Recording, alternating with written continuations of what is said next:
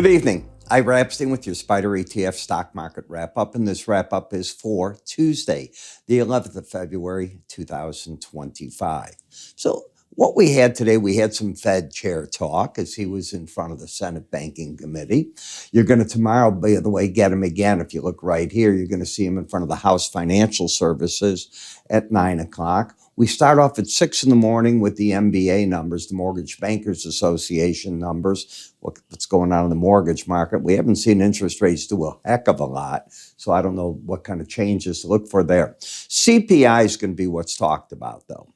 How sticky is it year over year? Is it going to be up at that 2.93% number? Are we going to get surprises that it's a little under or over 3%? Those would be the numbers that I would think would move the market one way or the other. We'll see what happens. You're going to get in the morning the EIA stockpiles, but we did get API tonight, and you really grew the stockpiles of oil. We took a lot out, though, if you take a look at the gas stocks, and you're just sort of hanging right in there in distillates. You didn't take out like you did before. But we have this terrible cold weather and a lot of snow coming in, so you're going to continue to use quite a bit of that right now. The EIA came out on energy also, and what they said was basically they're looking for Brent to hold about $74 on average this year, and 66 next year. Is they're going to look for very soon, later part of this year,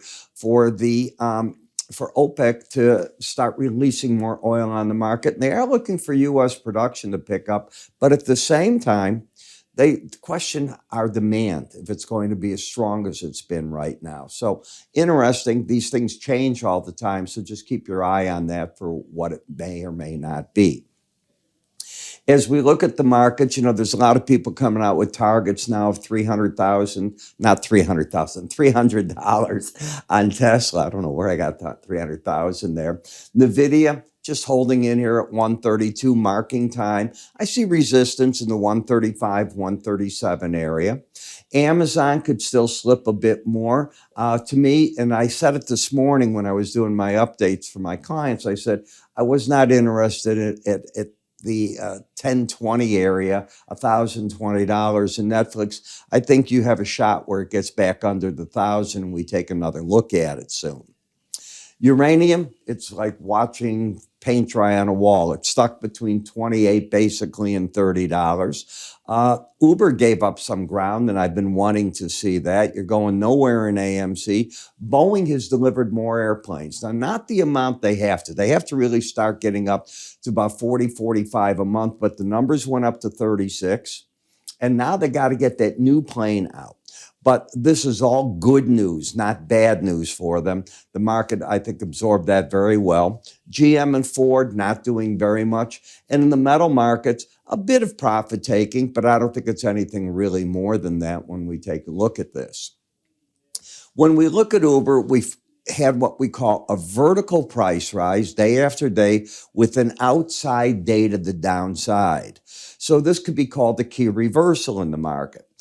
Key reversals differ from outside days in only one thing. It makes the highest high and you get that reversal pattern.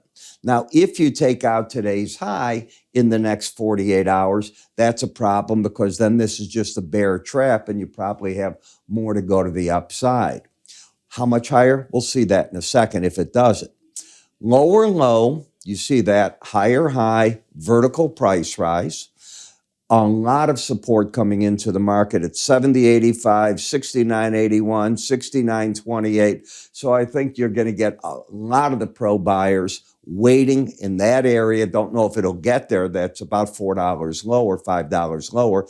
But that's where I think they want to start looking at this market in a major way. The market has spent now 3 sessions up and over the upper Bollinger Band. You rarely go more than 5, and 95% of the time you stay within the Bollinger Bands. So I'm looking for that pullback to happen in the market. And in addition, instead of the market being embedded, it's just plain overbought if you take a look at these readings. So Overbought market, I think, is a bit ahead of itself. I can see the arguments for it to pull back a little bit. Again, Bill Ackman, once it was known that he bought $1 billion worth, the market just went north the whole time. And maybe it's time for it to get back to a little reality, as is happening in Dutch Brothers. It's had that vertical rise. You're getting your move. You lost the bullish embedded reading. For my style of analysis, I would be telling traders on the close today they should have stepped out of the market. You lost the embedded reading, and you might be able to replace it in the 62.5 area, 62.60, if that's what you're looking to do. CrowdStrike pulling back here, had an outside day to the upside. Keep your eye on this. If you take out today's low, it could be a sign here too you're going to get a little bit more of a correction in the market. Rivian just can't get itself to stay over the 18-day average. It's in the middle of no man's land. You have a higher high and lower low. A lot of support between here down to 1204 and 1175. But if you were to close now, I think over 1309, I could make an argument it's going to be a mini breakout, and the market will try getting up to wherever the Bollinger Band is currently near $14. It's a mini breakout, nothing big. But remember, it's a $12, $13 stock. So that's almost, if you think about it, an 8-9% gain. In K-Web, time for a little bit of a pullback? Probably. You're overbought in the market. I can see the argument here, but everything's bullish in this. I'm looking for another bullish crossover of the 18-day to get over the 100. They're both over already, the 200. So this whole zone is an interesting zone. And I want to be the first to say and remind you that soon you're going to hear from President Xi on what the government is deciding to do. The monies have been laid out. Ideas on what to do with it are there. How are they going to spur on the economy without incurring more debt? Debt is going to be a very big issue. They have to be figuring out what do they do with Trump on all these tariffs. And we haven't seen the other shoe drop. I checked just moments ago. I have not seen that President Trump has signed more executive orders. We were told either Tuesday or Wednesday he would sign another group of them with reciprocal tariffs. I have not seen those yet. Maybe it'll happen tonight, but I haven't seen it. In Toll Brothers, from my style, this is where the pros are covering shorts and walking away from the market. Now, there could be another leg down, but I don't see why. It's already done the damage. CPI is going to give us an idea tomorrow of what interest rates will probably do. I think you have to build in that you're going to be hanging between 4.4 and 4.8 in interest rates, the 10-year especially, for a long time to come. That's how I'm starting to think about the market. In Tesla, we were just talking here, and I mean yesterday, that if the market falls, it could be going to the 100-day average, and if that gives ground, could you be going to the 200? You went to the 100. Is this overdone or not? I am not a bottom picker, so to me, all that's happened is you have what we call the gorilla glue trade. And the gorilla glue trade occurs when price latches onto a Bollinger Band and doesn't get off it. When it does, the market starts moving. It could be up or down, whichever way it's latched on.